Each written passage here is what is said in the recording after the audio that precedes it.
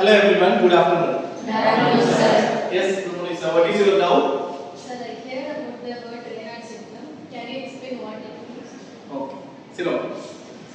See, normally you will see there is a reduced blood flow to the fingers and toes. This color will be changed to white color. Have you heard about this one? Have you seen? So it is new for you. Okay, so let us see that condition that is known as Raynaud syndrome. So there is a reduced blood flow. So this red color will be turned to white color. Okay. So Raynaud syndrome is a vascular disorder causing blood flow spasms typically to the fingers and toes. As I already mentioned that it mainly affects the fingers as well as toes triggered by cold or stress. If there is any cold or stress, it will be causing Raynaud syndrome. So this narrowing of the vessels called vasospasm temporarily limits the blood flow to the affected areas. So there is a limited blood flow to that affected area that will cause the change in the color. Yes. Now is Sari, can you able to tell the types of this Raynaud syndrome? There are two types of Raynaud syndrome, primary Raynaud syndrome and secondary Raynaud syndrome. Primary Raynaud syndrome this is the most common form and appear on its own without an underlying cause. Secondary Raynaud syndrome, this is caused by underlying medical conditions such as lupus or scleroderma or other factors like certain medication or injuries. Next one is symptoms of Raynaud syndrome, that is color changes, cold sensation, numbness, tingling, pain, swelling, ulcer and sores, gangrene. Next one, causes is explained by Ayanash. The main cause of Raynaud syndrome is autoimmune diseases, blood disorders, connective tissue disease, and in some cases certain medications will lead to Raynaud syndrome.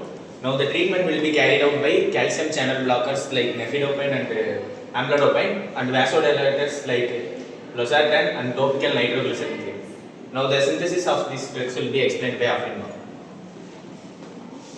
Now let's see the synthesis of amlodipine. And the amlodipine is treated with N-N dibenzyl ethanolamide and treated with ethyl chloroacetoacetate. And to form the condensation process, HCl will be removed and the keto form. And the ketoenol tautomerism and the enol form will be formed. And treated with orthochlorobenzaldehyde and methyl 2-amino-2-butanate will be formed. And the cyclization process, water will be removed and the intermediate will be formed. And the debenzylation and the last step amlodipine is formed. And it is used as the anti-aginal and antihypertensive agent.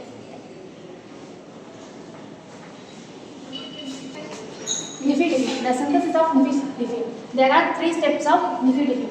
First step, 2-nitrobenzaldehyde is treated with the methyl acetoacetate followed by the removal of water to give the methyl 2-acetyl phenyl 2-propanate.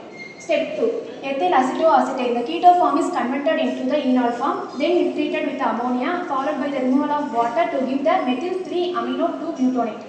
The step 1 and 2 products is combined together followed by the cyclization process and removal of water to give the product nifedipine. The uses of nifedipine is used to the treatment of vasoplastic angina and hypertension. So you could understand what do you mean by the term Raynaud syndrome, isn't it? Okay, so there is a reduced blood flow. So that will lead to this Raynaud syndrome. There are two types. You might have heard about that one. They have explained about this two types. One is primary type, another one is secondary type. So primary, there is no, it is a common one, but there is no any underlying cause. Whereas for secondary, there is some medical reasons. If you are taking any medications or any injuries, that will lead to this Raynaud syndrome. So there are so many symptoms they have explained that one. That is color changes, okay, then the cold sensation, swelling, ulcers, sores, all these things. What are the causes of these things? Certain medications, autoimmune disease and connective tissue diseases, as well as certain medications and smoking, that will lead to this Raynaud syndrome. See, we have studied about these calcium channel blockers. They are mainly used as anti-hypertensive agents. are vasodilators.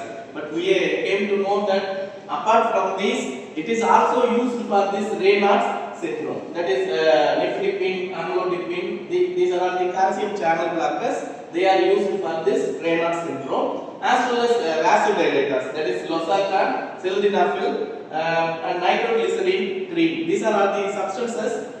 They are used for this Raynaud syndrome.